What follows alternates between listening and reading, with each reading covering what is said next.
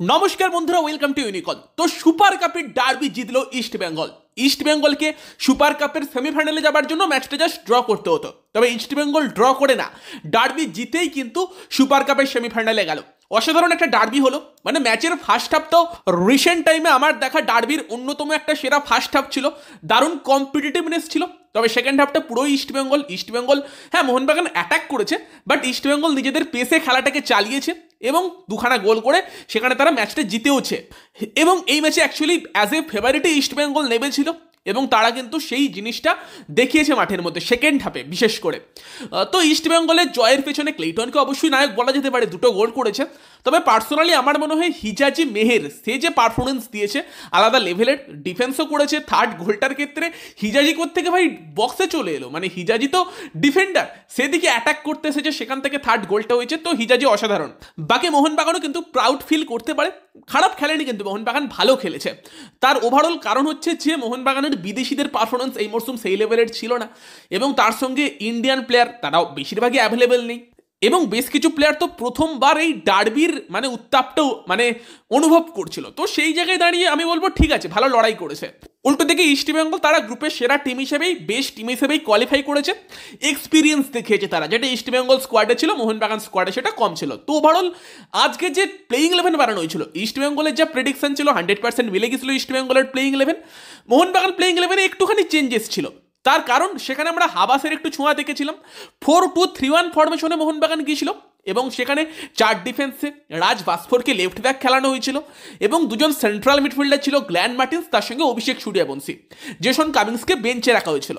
তো সেখানে midfield compact করে অ্যাটাক করার যে প্রচেষ্টা, তো সেখানে বোঝা যাচ্ছে যে হাবাস এফেক্ট কিন্তু শুরু হয়ে গিয়েছে এবং প্রথম দিকে সেটা কিন্তু সফলও ছিল।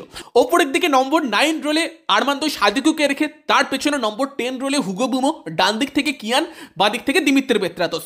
যেখানে প্রথম দিকে কিন্তু আরমান্দো সাদিকুর মুভমেন্ট বেশ ভালো লাগছিল, হুগো বুমো কিন্তু নম্বর 10 রোলটায় বেশ এফেক্টিভ ছিল। কিয়ান নাসির ডান দিক দিয়ে গোটা ম্যাচ জুড়েই বেশ ভালো খেলেছে। কিয়ান এই ম্যাচের অন্যতম একটা পজিটিভ পয়েন্ট। এবং পার্সোনালি আমার মনে হয় যে ভারতের ন্যাশনাল টিমে আমরা যে স্ট্রাইকারের অভাবটাই ভুগছি, সুনীল ছেত্রীর পর কে, ওই জায়গায় কিন্তু কিয়ানকে ট্রাই করা যেতে পারে। কিয়ানের মধ্যে কিন্তু এবিলিটি আছে, একটা গতিটাও ভালো আছে, মুভমেন্ট ভালো, তার এমনি কম্পোজার আছে। তো সব মিলিয়ে কিন্তু কিয়ান নাসিরে একটা অপশান হতে পারে। By the way Nishu Kumar কিন্তু লেফট ব্যাকে খুব ভালো গেম তার গেছে, তারপরেও কিন্তু কিয়ান নাসিরে অনেকবারই নিশু কুমারকে ওই জায়গা দিয়ে পরাস্ত করেছে। তো ওভারঅল কিয়ানের ভালো গেম কিন্তু গেছে। বাকি ম্যাচের ব্যাপারে কথা বললে, ম্যাচের কিন্তু প্রথম দিকের 20 মিনিট মোহনবাগানের আধিপত্য বেশি ছিল। ওই জায়গাটায় মোহনবাগান বেশ কয়েকবার অ্যাটাক করেছিল। ম্যাচের শুরুতেই কিন্তু আরমান্দো সাদিকু জালে বল জড়িয়ে দেয়, তবে সেটা অফসাইডের জন্য ক্যান্সেল হয়। প্রথম থেকে মানে অফসাইড না মনে হলো, যখন রিপ্লে দেখলাম যে স্লাইটলি কিন্তু সাদিকও অফসাইড ছিল। তো ওখানে লাইন্সম্যান ফার্স্টে একটা ভালো সিদ্ধান্ত দেয় ওই জায়গায়, এবং দেন তারপর কিন্তু মোহনবাগান অনেকগুলো অ্যাটাক করেছিল, যেখান থেকে অজস্র কর্নার কিন্তু প্রথম দিকের ওই 20 মিনিটে মোহনবাগান পেয়েছিল, এবং সেই কর্নার থেকেই ফাইনালি কিন্তু গোল আসে। কর্নার থেকে কিন্তু হেক্টর ইউসতে গোল করে। তো সেখানে দিমিত্রি পেত্রাতোস সে কিন্তু বাঁ দিকের কর্নার ফ্ল্যাগ থেকে বল রাখে এবং হেক্টর ইউসতে কিন্তু ফ্লিক করে সেই বল জালে জড়িয়ে দেয়। যদিও জাস্ট সেই গোলটার আগের যে কর্নারটা ছিল, সেই কর্নার থেকেই হেক্টর গোল পেয়ে যেতে পারতো। অসাধারণ একটা মানে বল ছিল, যেটা হেডার কিন্তু মিস করেছে। তো সেখানে হেক্টরের গোলে প্রথমে মোহনবাগান এগিয়ে যায়, তবে মোহনবাগান এগিয়ে যাওয়ার পর কিন্তু ইস্টবেঙ্গল শুরু করে অ্যাটাক। তারপরের 20 থেকে 22 মিনিট কিন্তু পুরোপুরি ইস্টবেঙ্গলের ডমিনেন্স ছিল, এবং ইস্টবেঙ্গল কিন্তু ওই জায়গায় একটা গোলও করে একাধিক গোল পেতে পারতো। শুরুতেই কিন্তু একটা ক্ষেত্রে বল ক্রসবারে লাগে, দেন কিন্তু ইস্টবেঙ্গলের যে গোলটা হয় সেখানে কিন্তু সৌভিক চক্রবর্তী বল কিছুটা ক্যারি করলে বক্সের মাথা থেকে ক্লেটন সিলভার অসাধারণ একটা স্ট্রাইক, ব্রিলিয়ান্ট স্ট্রাইক, বল জড়িয়ে যায় জালে, ইস্টবেঙ্গল সমতায় ফেরে। এবং তার পরপরই কিন্তু ইস্টবেঙ্গল পেনাল্টি পেতে পারতো একটা ক্ষেত্রে, যেখানে কিন্তু নন্দা কুমারকে বক্সের মধ্যে হালকা ফাউল করেছিল অভিষেক সূর্যবংশী। হ্যাঁ, টাচ অবশ্যই সফট ছিল, যেই কারণে তো রেফারি দেয়নি, তবে এই টাইপের সিচুয়েশনে কিন্তু পেনাল্টি দিতে আমরা দেখেছি। তো ইস্টবেঙ্গল ওখানে কিছুটা আনলাকি ভাবতে পারে নিজেদেরকে যে ওটা পেনাল্টি দেওয়া হয়নি তাদের পক্ষে। তবে উল্টো দিকে কিন্তু মোহনবাগান পেনাল্টি পায়, যেখানে কিন্তু কিয়ান নাসিরই পেনাল্টিটা আর্ন করে, খুব সুন্দরভাবে ঢুকে একটা শট মারে, যেটা হিজাজি মেহের কিন্তু একটু পড়ে গিয়েছিল, তার হাতে গিয়ে বল লাগে। তো সেখানে রেফারি পেনাল্টি দেয়, তবে সেই পেনাল্টিতে গোল আসে না। যদিও প্রথমবারের পেনাল্টি শুটে কিন্তু দিমিত্রি পেত্রাতোস প্রপসিকন গিলকে পরাস্ত করেছিল, তবে শট নেবার আগেই কিন্তু হুগো বুমো সে বক্সের মধ্যে ঢুকে পড়ে, যেই কারণে রেফারি কিন্তু সেই পেনাল্টিটা ক্যান্সেল করা ইনফ্রিঞ্জমেন্টের জন্য। এবং দেন সেকেন্ড পেনাল্টি, সেটাও কিন্তু দিমিত্রি পেত্রাতোস মারে হচ্ছে পোস্টে, এবং পেনাল্টি মিস হয় ফার্স্ট হাফ 1-1 শেষ হয়। যদি ওখানে মোহনবাগান এগিয়ে যেতে পারতো সেই পেনাল্টি থেকে, হয়তো সেকেন্ড হাফটা অন্যরকম হতে পারতো। তবে এটাই ফুটবলে এইগুলো হয়ে থাকে।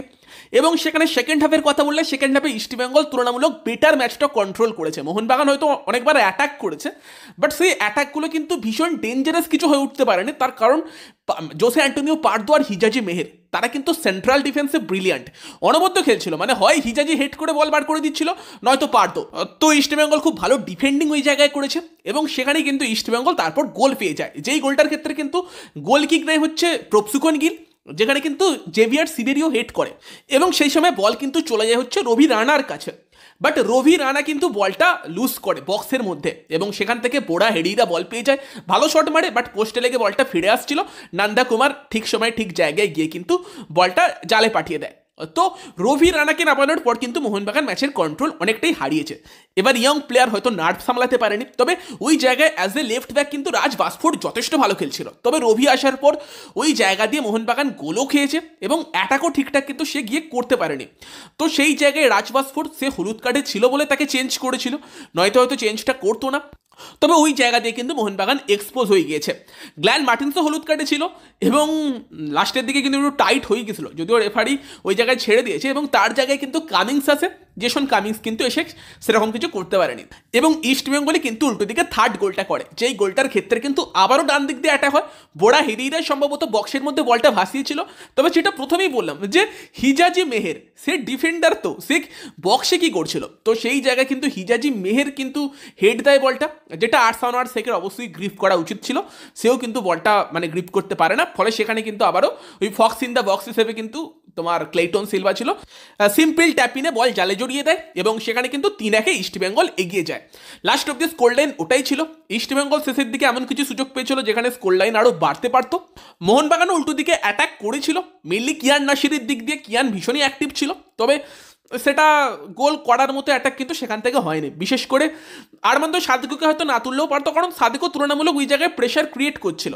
কামিংস শেষে সেটাও হারিয়ে যায়। তো কংগ্রাচুলেশন টু ইস্টবেঙ্গল, এই মরসুমের দ্বিতীয় ডার্বি জয়। 3টে ডার্বির মধ্যে কিন্তু ইস্টবেঙ্গল 2টো জিতেছে, যেটা অবশ্যই কার্লেস কুয়াদ্রাতকে প্রশংসা করতেই হবে। মানে লাস্ট কিছু মরসুম যেভাবে মোহনবাগান ডার্বিতে ডমিনেট করছিল, একদমই এক পেসে হচ্ছিল, সেই জায়গাটা এবারে মজা এসেছে। অবশ্যই সুপার কাপে মোহনবাগানের বেশিরভাগ প্লেয়ারই ছিল না, সেই জায়গায় আইএসএলের ডার্বিতে আরও মজা আসবে। তবে ক্রেডিট ইস্টবেঙ্গলকে দিতেই হবে, যেভাবে প্রথমে পিছিয়ে পড়েছিল তারপর কামব্যাক করেছে। সত্যি ভালো খেলেছে ইস্টবেঙ্গল, এবং মানে অ্যাজ এ ডিজার্ভিং টিম তারা কিন্তু সুপার কাপের সেমিফাইনালে যাচ্ছে। তো গাইস, এই ডার্বি থেকে তোমাদের কি মতামত কমেন্টে জানিও।